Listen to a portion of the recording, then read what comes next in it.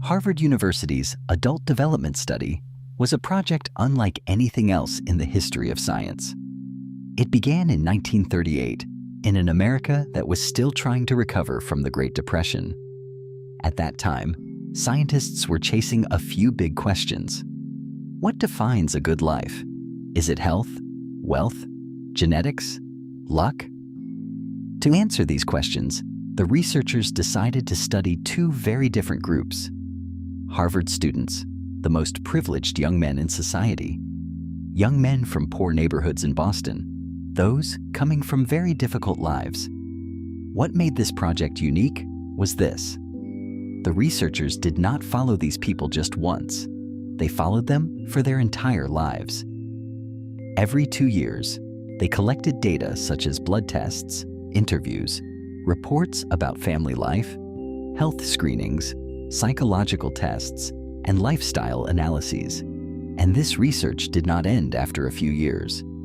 It went on for more than 85 years and is still continuing today. It became the longest-running scientific study on happiness in the world. As the study progressed, the scientists began to notice something unexpected.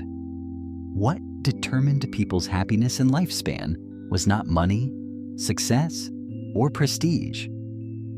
Of course, childhood traumas, genetic tendencies, and working conditions all had an effect, but the main determining factor was something very different: the quality of a person's relationships. Professor Robert Waldinger, who directs the study, summarizes it like this: good relationships keep us happier and healthier.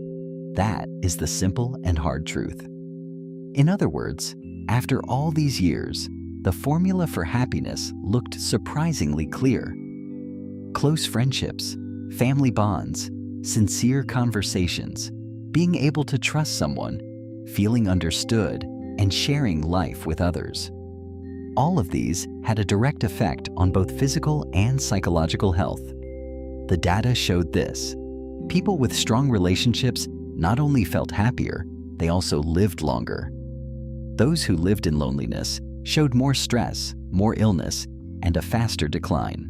The Harvard study of adult development, with thousands of data points collected over decades, showed this. The quality of your life is the quality of your relationships. In this video, we explored how the Harvard Happiness Study began and the surprising truth that emerged over the decades. The strongest factor shaping happiness and long life is the quality of our relationships. But how exactly do these relationships affect us biologically and psychologically? Why is loneliness considered, in some studies, as harmful as smoking? Through which mechanisms do good relationships protect our brain, our heart, and our immune system? In the next video, we will go step by step through the scientific effects revealed by the Harvard Happiness Study and explore the biological mechanisms behind happiness. For the continuation, we move on to the next episode titled, The Truth. Harvard proved why good relationships determine health and happiness.